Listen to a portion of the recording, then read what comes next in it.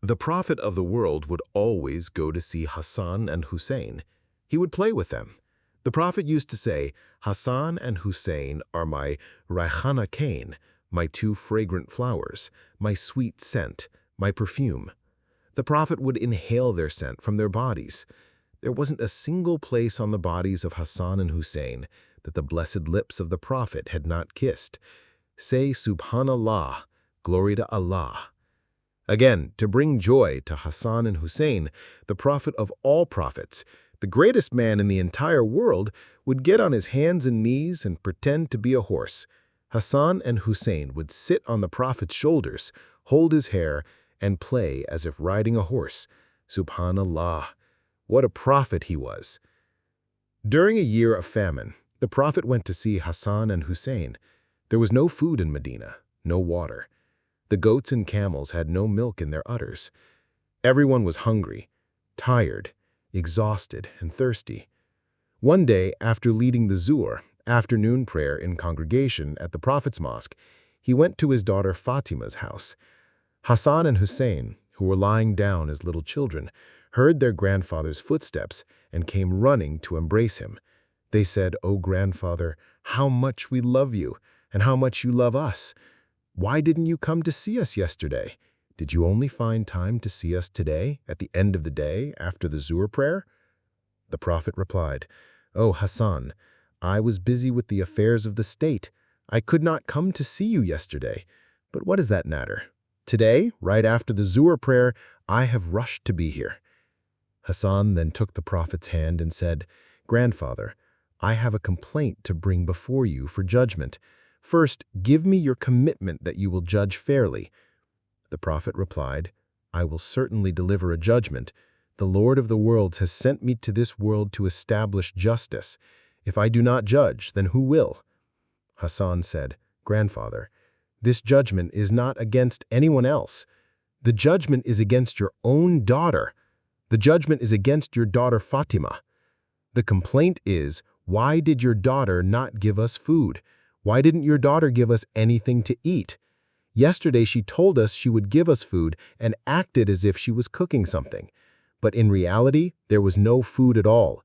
She put a pot on the stove, poured water into it, and as the steam rose, she soothed us two little children to sleep with false assurances."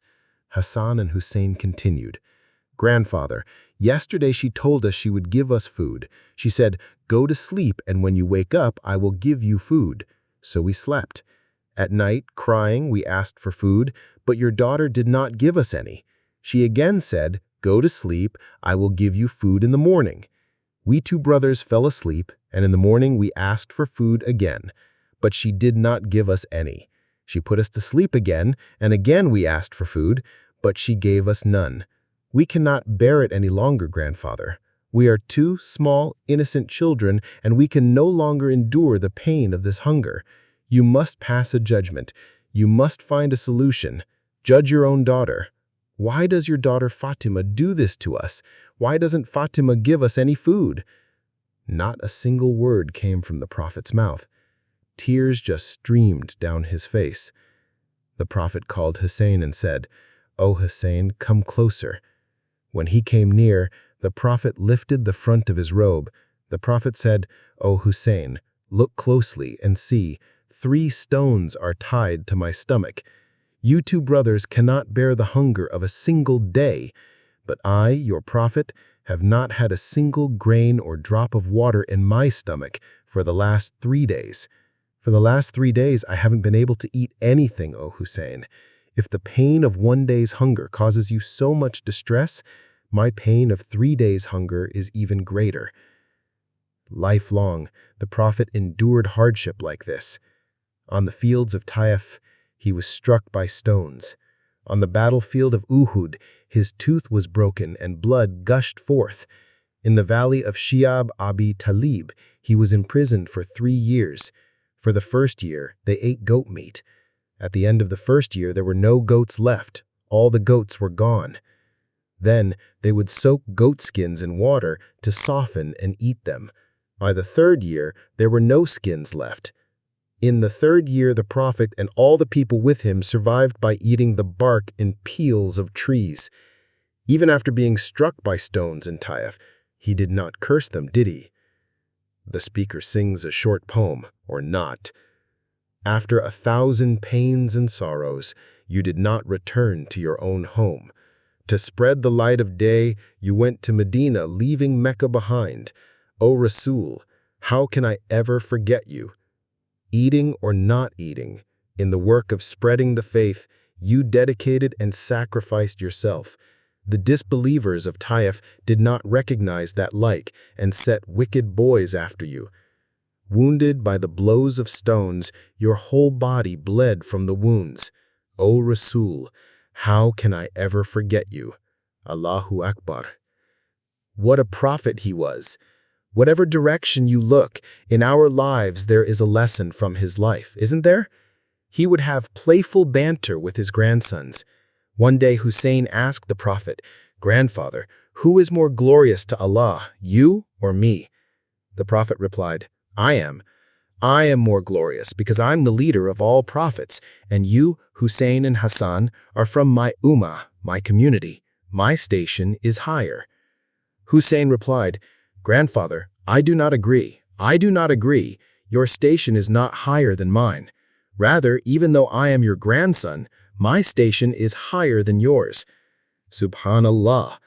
The Prophet, amused, asked, How can your station be higher? Tell me, tell me. Husayn said, Grandfather, what is your father's name? The Prophet replied, My father's name is Abdullah. Husayn said, Just Abdullah. There is no title before or after his name. But don't you know my father's name? My father's name is Ali. May Allah honor his face. Subhanallah. Your father and my father is the Lion of God. For all the disbelievers of the world, who sent my father as a lion? Allah. My father is the son-in-law of the Prophet's daughter.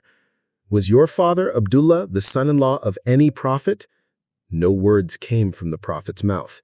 Husayn asked again, Grandfather, now tell me, what is your mother's name? He said, My mother's name is Aminah. Husayn replied, So what if your mother's name is Aminah?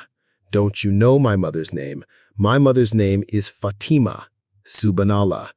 The leader of all the women of paradise. My mother is a piece of the Prophet's own heart. The Prophet himself said, Fatimah is a piece of me. Whoever hurts Fatimah, hurts me. Whoever pleases Fatimah, pleases me. Compare your mother, Aminah, to my mother, Fatimah. Now tell me, grandfather, what is your grandmother's name? Her name is Barha bint Abdul Uzza. Husayn said, Grandfather, hardly anyone knows your grandmother's name. But there is no one who does not know my grandmother's name. My grandmother's name is Khadijatul Kubra, the pure. From above the throne, who sent greetings to my grandmother? Allah. Compare your grandmother to my grandmother. Is there not a difference? Now, grandfather, tell me, what is your grandfather's name? My grandfather's name is Wahab ibn Abdul Manaf. Husayn said, Grandfather, how many people know your grandfather Wahab ibn Abdul Manaf? How many people know his name? How many people say takbir in his name? How many people send blessings upon your grandfather? But do you not know my grandfather's name? My grandfather is the master of the pool of Kauthar, the master of intercession. My grandfather is the world prophet. My grandfather will be the first to knock on the door of paradise and enter. Allahu Akbar. On my grandfather is someone recites blessings once, who sends down 10 mercies. Allah. My grandfather's name is Muhammad, the messenger of Allah. Peace and blessings of Allah be upon him. The Prophet's eyes filled with tears. He embraced Husayn and said, O Husayn, in this debate I have lost and you have won. I have lost and you have won. Truly, your value to Allah is millions of times greater than mine.